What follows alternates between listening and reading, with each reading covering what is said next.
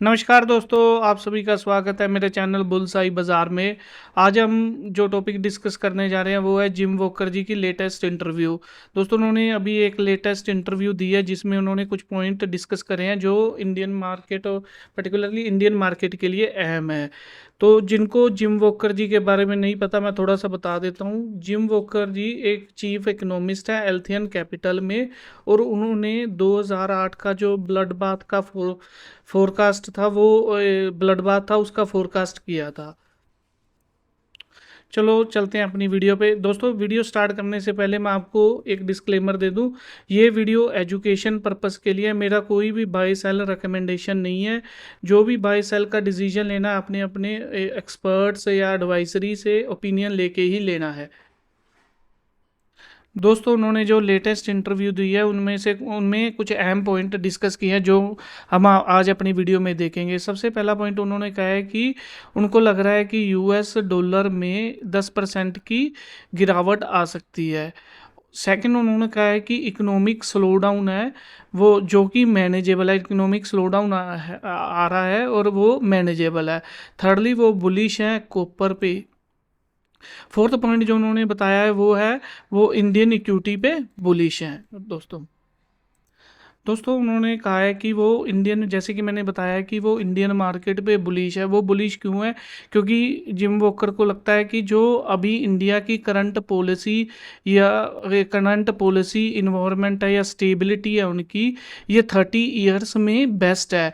तो इससे क्या है, तो उनको लग रहा है कि इंडिया एक बेटर प्लेस है टू इन्वेस्ट इन, क्योंकि करंट जो पॉलिसीज़ का इन्वायरमेंट चल रहा है, जो इंडियन गवर्नमेंट की जो पॉलिसीज़ चल रही हैं वो बेस्ट है इन लास्ट 30 ईयर्स। एक अहम पॉइंट उन्होंने जो डिस्कस किया था अपनी इंटरव्यू में वो यह था कि उन्होंने कहा है कि इंडिया की इकोनॉमिक ग्रोथ है यहाँ से टेक ऑफ कर जाएगी। और सेकेंडली, जो वैल्यूएशन कंसर्न है, जो हमें लग रहे थे, हमें स्टॉक्स महंगे लग रहे हैं या वैल्यूएशंस हमें लग रही है इंडिया इंडिया अपने पीक पे है वैल्यूएशंस की, वो सारी ओवरकम हो जाएंगी कॉरपोरेट अर्निंग्स के बढ़ने से। दोस्तों, अगर ये बात सही है, अभी कॉरपोरेट अर्निंग बढ़ती है, तो भी ऐसी बात है जो वैल्यूएशंस है वो वैल्यूएशन कम हो जाएंगे और मार्केट यहाँ से फिर बढ़ने बढ़ने के आसार बढ़ जाते हैं उससे। जो अगला पॉइंट उन्होंने डिस्कस किया वो ये है कि जो रेपो रेट है, जो central bank RBI rate cut करता है, वो 75 to 100 बेसिस पॉइंट्स कट कर सकता है। तो अगर ये बात सही होती है, अगर ये वो कट करते हैं, तो इससे क्या होगा? इससे हमारी जो इकोनॉमी में स्लो डाउन है वो कम हो जाएगी, क्योंकि जैसे ही रेट कट आते हैं तो उससे क्या होता है, इकोनॉमी बूस्ट होती है, कंजप्शन बढ़ती है और स्टॉक मार्केट बढ़ती है। ठीक है। तो अगला जो उन्होंने कहा है वो उन्होंने कहा है कि इसके अलावा भी वो एंटिसिपेट कर रहे हैं कि फर्दर रेट कट होंगे 2026 में। मतलब ये तो होंगे ही होंगे 75 to 100 बेसिस पॉइंट। इसके अलावा 2026 में और भी रेट कट्स देखने को मिल सकते हैं। अगला पॉइंट जो उन्होंने डिस्कस किया था वो ये था कि जो करंट इकोनॉमिक स्लो डाउन है वो पेनफुल है, पर वो मैनेजेबल है। तो और उन्होंने ये भी कहा है कि जो करंट स्लो डाउन है वो उस लेवल का नहीं है जो जो हमें 2008-9 में देखने को मिला था।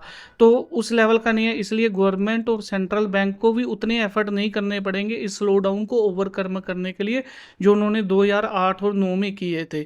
तो इससे एक चीज़ तो पॉजिटिव है कि ये जो करंट स्लो डाउन है ये डिफ़िकल्ट है, पेनफुल है, पर उस लेवल का नहीं है जो 2008 और 9 में देखने को मिला था।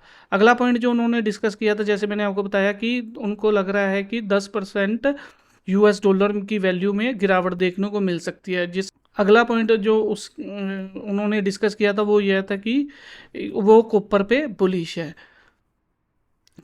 तो ये कुछ अहम पॉइंट थे जो जिम वॉकर जी ने अपनी इंटरव्यू में डिस्कस किए थे।